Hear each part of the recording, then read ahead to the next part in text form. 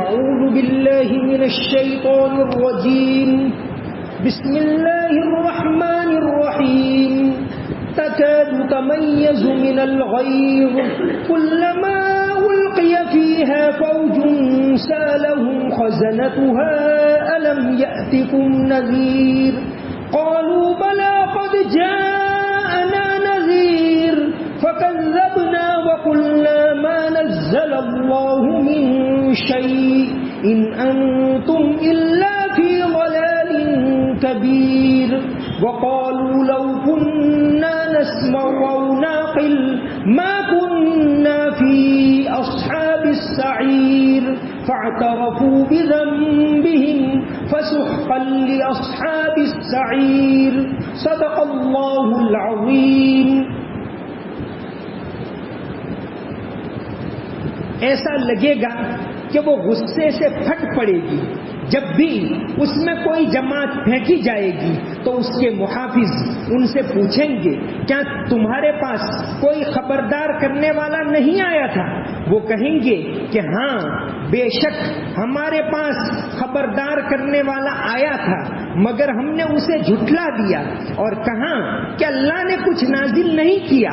تمہاری حقیقت اس کے سوا کچھ نہیں کہ تم بڑی بھاری گمراہی میں ہو. اور وہ کہیں گے کہ اگر ہم سن لیا کرتے اور عقل سے کام لیا کرتے تو آج دوزخ والوں میں شامل نہ ہوتے.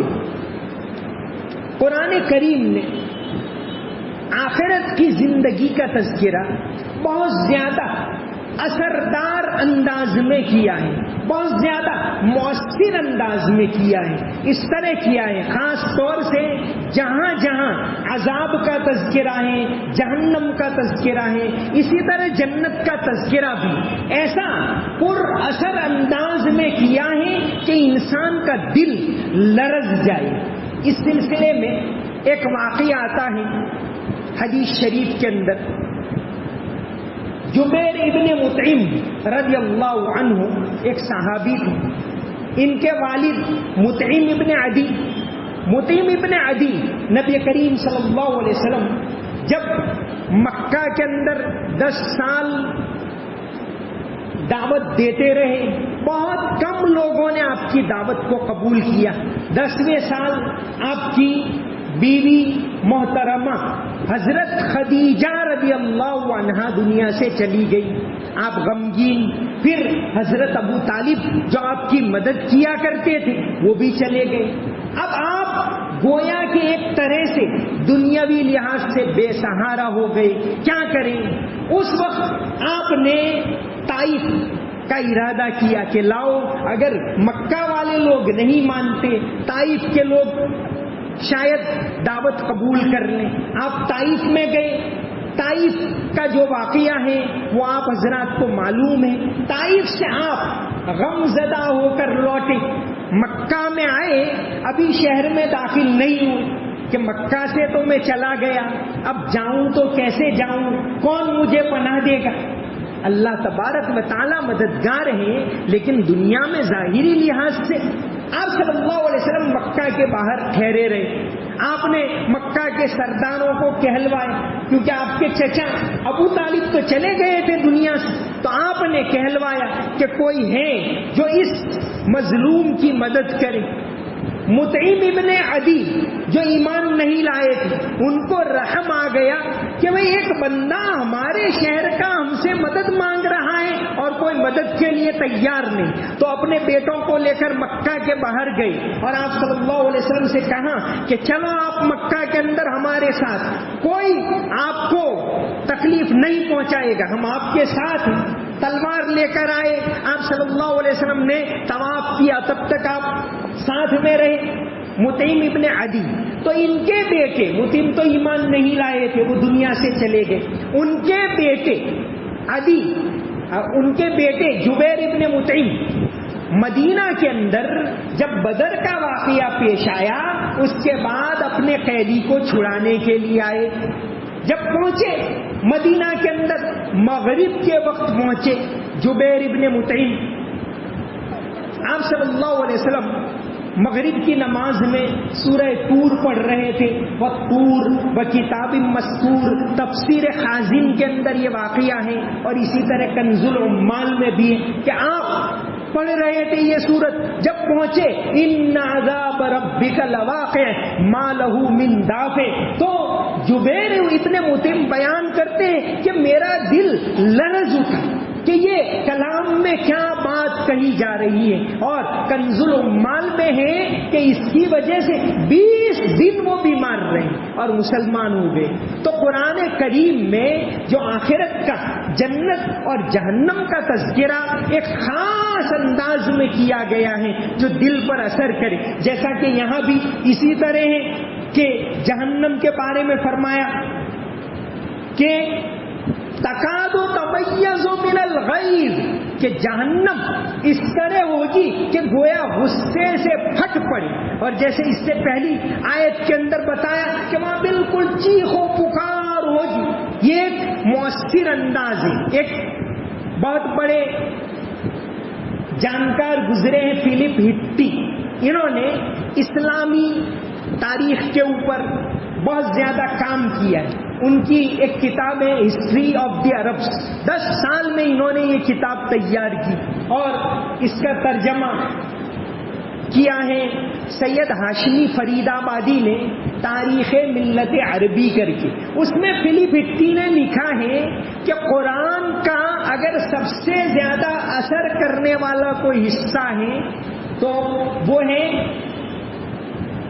ایسکیمولوجی، یعنی جس کو کہتے ہیں علم آخرت، کہ آخرت کا جو بیان کیا گیا ہے وہ بہت زیادہ مؤثر انداز میں کیا گیا ہے۔ تو یہاں یہی بات ہے کہ تکاد تمیز من الغیظ، کہ جہنم اس طرح جوش مار رہی ہوگی، وہی تفور، ایسے جوش مار رہی ہوگی کہ تکاد تمیز من الغیظ، کہ قریب ہوگا کہ وہ غصے سے پھٹ پڑے۔ پھر آگے فرمایا کلما القی فیہا فوج سألہم خزنتها الم یاتکم نذیر، جب جب ایک جماعت اس میں ڈالی جائے گی تو خزنتها، اس کے داروغہ، اس کے جو جہنم کے کیپر ہوں گے وہ پوچھیں گے الم یاتکم نذیر، کیا دنیا میں تمہارے پاس کوئی ڈرانے والا نہیں آیا تھا، کوئی خبردار کرنے والا نہیں آیا تھا، کوئی چوکنا کرنے والا نہیں آیا تھا؟ تو توحید اور آخرت کے بعد تیسرا جو اہم عقیدہ رسالت، یعنی رسولوں کو برحق ماننا۔ اللہ نے جتنے رسول بھیجے وہ سارے کے سارے برحق ہیں، ان کے اوپر ایمان لانا۔ یہ 3 اسلام کے بنیادی عقائد ہیں۔ عقائد اتنے زیادہ ضروری ہیں، امام ابو حنیفہ رحمۃ اللہ علیہ جن کی فقہ کو، جن کے مسائل کے اوپر ہم عمل کرتے ہیں، امام ابو حنیفہ کی فقہ کے اندر ڈائریکٹ کوئی کتاب نہیں، ان کے شاگردوں نے لکھی، امام ابو یوسف نے، امام محمد نے الجامع الصغیر لکھی، المبسوط لکھی۔ فقہ میں امام ابو حنیفہ کی کتاب نہیں، ہاں عقائد میں امام صاحب کی کتاب ہے الفقہ الاکبر، جس کا ترجمہ پڑوسی ملک کے بہت بڑے صوفی عبدالحمید سواتی، جن کی اردو میں ایک بہت بڑی تفسیر ہے، اردو کی سب سے بڑی تفسیر بھی انہوں نے لکھی معالم العرفان، انہوں نے اس کا ترجمہ کیا۔ تو عقائد بڑے اہم ہیں۔ تو تیسرا اہم عقیدہ ہے رسولوں کو برحق ماننا۔ تو یہاں آیا کہ جب جہنم میں یہ کافر ڈالے جائیں گے تو جہنم کے جو فرشتے پوچھیں گے الم یاتکم نذیر، کیا تمہارے پاس کوئی خبردار کرنے والا پیغمبر نہیں آیا تھا؟ نذیر پیغمبر کے لیے قرآن میں ایک آیا مبشرن، خوشخبری دینے والا، بھئی اگر مان لو گے جنت میں جاؤ گے، اور اگر نہیں مانا نذیر یعنی ڈرانے والا، وما ارسلناک الا مبشرا ونذیرا، ڈرانے والا، چوکنا کرنے والا، بیدار کرنے والا، نذیر کا مطلب۔ تو پیغمبر ایک تو ہوتا ہے بشیر، خوشخبری دینے والا، ایک ہوتا ہے نذیر، چوکنا کرنے والا، بیدار کرنے والا۔ تو یہاں یہ لفظ آیا کہ پوچھیں گے الم یاتکم نذیر، کیا تمہارے پاس کوئی ڈرانے والا، کوئی چوکنا کرنے والا، کوئی آخرت کے بارے میں کہنے والا، کوئی توحید کو بتانے والا نہیں آیا تھا؟ اللہ تعالیٰ نے دنیا میں ہر جگہ قرآن کریم کی آیتیں وَلِكُلِّ قَوْمٍ هَادٍ کہ اللہ تعالیٰ نے دنیا میں ہر جگہ، ہر خطے میں، ہر علاقے میں حضرت آدم علیہ السلام سے لے کر آپ صلی اللہ علیہ وسلم تک پیغمبر بھیجے۔ الدر المنصور، علامہ جلال الدین سیوطی، قرآن کے بڑے جانکار، ان کی کتاب ہے الدر المنصور۔ اس کے اندر انہوں نے حضرت علی رضی اللہ عنہ کی حدیث نقل کی ہے کہ اللہ تعالیٰ نے حضرت آدم علیہ السلام کو ہندوستان میں بھیجے، بلکہ ایک کتاب ہے سبحۃ المرجان فی آثار ہندوستان، سید بیلگرامی، انہوں نے 250 سال پہلے ہو گئے، انہوں نے ایک کتاب ہندوستان کے بارے میں، قرآن، حدیث، تاریخ میں جہاں جہاں ہندوستان کا جو بھی تذکرہ آیا تفسیر کی کتابوں میں، ان تمام کو ایک کتاب میں جمع کیا ہے۔ اس میں وہ کئی ایسی احادیث لائے ہیں کہ حضرت آدم علیہ السلام ہندوستان میں آئے تھے۔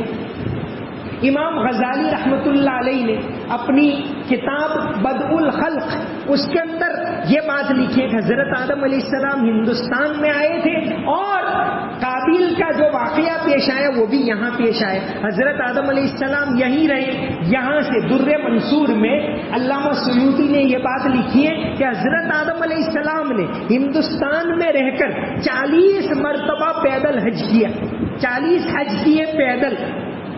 تو امام غزالی نے ایک واقعہ لکھا ہے بدء الخلق میں کہ ایک مرتبہ حضرت آدم علیہ السلام حج میں گئے ہوئے اور وہاں ان کا جی ایک دم اچاٹ ہونے لگا، ایک دم تکلیف ہونے لگا کہ کوئی نہ کوئی حادثہ ضرور پیش آیا ہے۔ تو پھر وہ فوراً یہاں لوٹے، ہندوستان واپس آئے تو پتہ چلا کہ ان کے بیٹے قابیل نے حابیل کو قتل کر دیا۔ یہ اس زمین کا پہلا قتل، وہ بھی اسی ہندوستان کی زمین کے اوپر پیش آیا، یہ امام غزالی نے لکھا ہے۔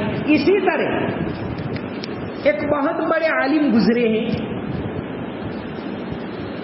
جنہوں نے دیوبند کے ابتدائی زمانے کے طالب علم مولانا مناظر احسن گیلانی، دیوبند میں ابتدائی زمانے میں پڑھے، پھر وہیں تعلیم دی، پھر اس کے بعد عثمانیہ یونیورسٹی میں بھی پڑھایا، انہوں نے بہت بڑے عالم۔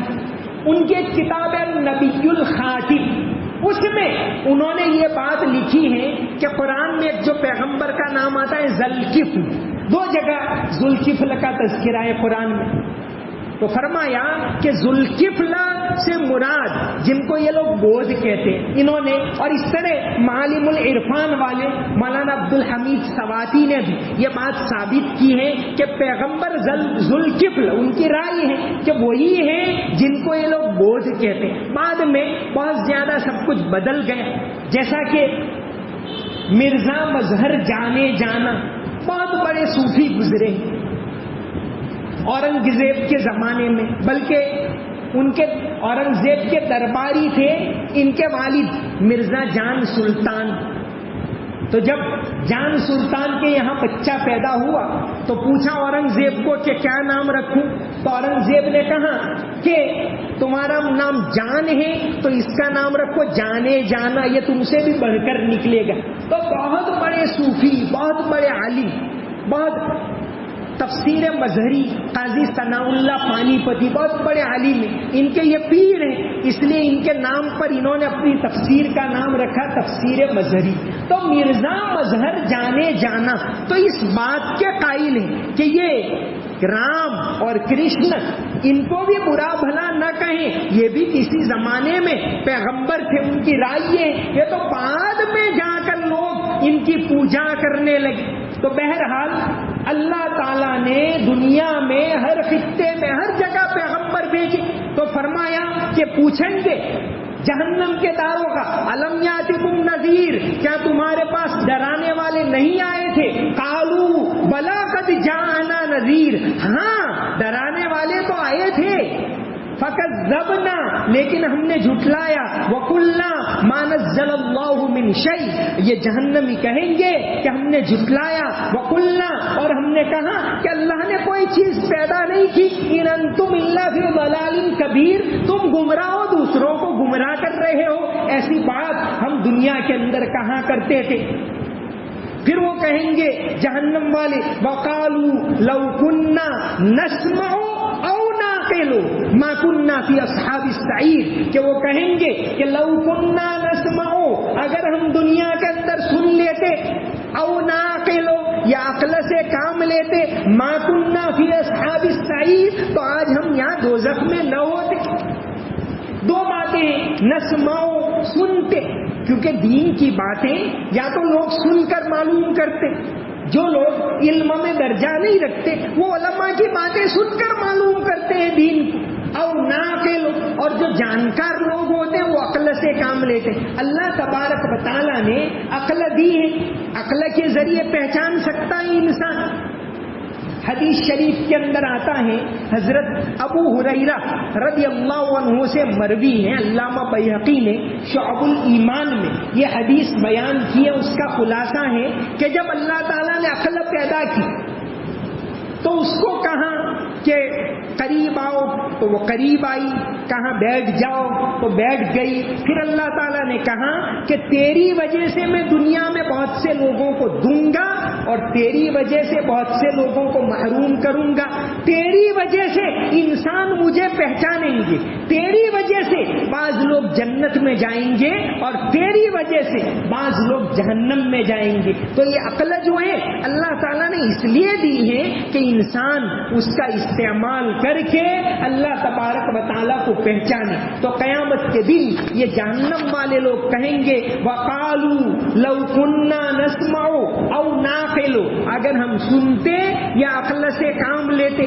معالم العرفان کے اندر علامہ عبد الحمید سواتی نے لکھا ہے کہ یا تو لوگ علماء ہوتے ہیں، ان کے بھی دو گروپ ہوتے ہیں، بعض ہوتے ہیں وہ تو علماء کی باتیں سن کر اس کو پھیلاتے ہیں، اس کے اوپر عمل کرتے ہیں، اور بعض جو عقل سے کام لیتے ہیں وہ اجتہاد کرتے ہیں، اس میں سے نئے مسائل نکالتے ہیں اور لوگوں کو بتاتے ہیں۔ تو فرمایا کہ قیامت کے دن یہ کہیں گے لو کننا، اگر ہم نسمعو سنتے، او ناقلو یا عقل سے کام لیتے، ما کننا فی اصحاب السعیر فاعترفوا بذنبہم، پھر وہ اپنے گناہ کا اقرار کر لیں گے، اس کے علاوہ کوئی چارہ نہیں ہوگا۔ تو تین بنیادی عقائد ہے، توحید، اللہ کو ایک ماننا، آخرت کے مرنے کے بعد کی زندگی برحق ہے، اور اللہ نے جو رسول بھیجے وہ سارے کے سارے برحق ہے۔ ان تینوں عقائد کے اوپر ایمان لانا یہ دین اسلام کا اہم ترین حصہ ہے۔ وما علینا الا البلاغ المبین۔ اللهم صل على محمد وعلى ال محمد وبارك وسلم۔ ربنا آتنا في الدنيا حسنة وفي الآخرة حسنة وقنا عذاب النار۔ اللهم إنا نعوذ بك من عذاب القبر ونعوذ بك من عذاب الحشر ونعوذ بك من الفتن ما ظهر منها وما بطن۔ یا اللہ ہمارے گناہوں کو معاف فرما، یا اللہ رحمت کا عشرہ چل رہا ہے، یا اللہ رحمت کا عشرہ ختم ہونے کے قریب ہے، یا اللہ ہم پر اپنی رحمتیں برسا۔ یا اللہ رمضان کے بارے میں تیرے حبیب صلی اللہ علیہ وسلم نے منبر کے اوپر بددعا کی کہ یہ اللہ اس شخص کو ہلاک کر دینا جو رمضان کا مہینہ پائے اور اس کی مغفرت نہ ہو۔ یا اللہ اس بددعا سے ہمیں نکال لے، ہماری مغفرت فرما، ہمارے گناہوں کو معاف فرما، ہماری غلطیوں کو معاف فرما۔ یا اللہ دین کے اوپر عمل کرنے کی توفیق عطا فرما، قرآن کی محبت ہمیں نصیب فرما، ہمارے ایمان کی حفاظت فرما، ہمارے عقائد کی حفاظت فرما، حلال پاکیزہ روزی عطا فرما۔ یا اللہ بیماریوں سے حفاظت فرما، یا اللہ جسمانی بیماریوں سے حفاظت فرما، روحانی بیماریوں سے حفاظت فرما۔ یا اللہ ہر طرح سے ہماری مدد فرما، حلال پاکیزہ روزی عطا فرما۔ یا اللہ تندرستی کے ساتھ تیری عبادت کرنے کی توفیق عطا فرما، کسی کا محتاج نہ بنا۔ یا اللہ مرنے کے بعد کی زندگی کی تیاری کرنے کی توفیق عطا فرما۔ یا اللہ ہمارے ملک کے اندر عافیت کو عام فرما، امن و امان کو عام فرما، محبت کو عام فرما، نفرت کو ختم فرما، مسجدوں کو آباد فرما، مدرسوں کو آباد فرما۔ یا اللہ ملک والوں کے دل میں مسجدوں کی محبت ڈال دے، مدرسوں کی محبت ڈال دے۔ یا اللہ قیامت تک تمام مسجدوں کو آباد فرما.